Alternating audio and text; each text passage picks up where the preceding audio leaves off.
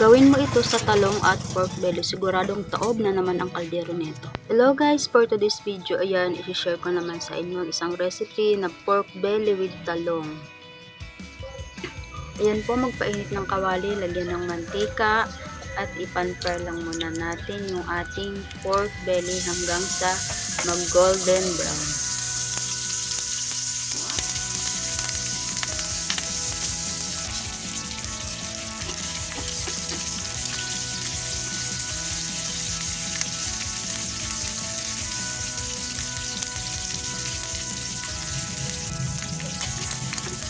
Ayan po, kapag gaganyan na yung ating pork, sunod naman natin yung ilagay yung ating bawang at sibuyas.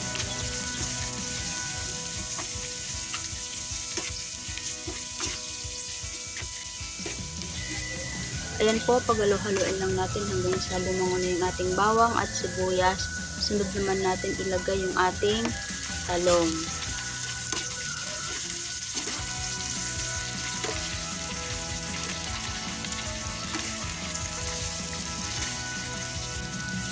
Takpan lang natin ito at lutuin ng 3 to 5 minutes.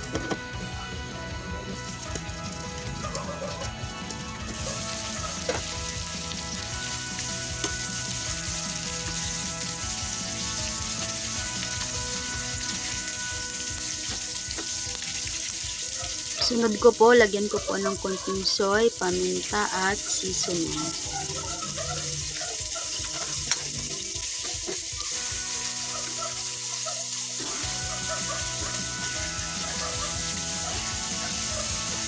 Takpan at lutuin ko lang ulit ng at least 2 to 3 minutes.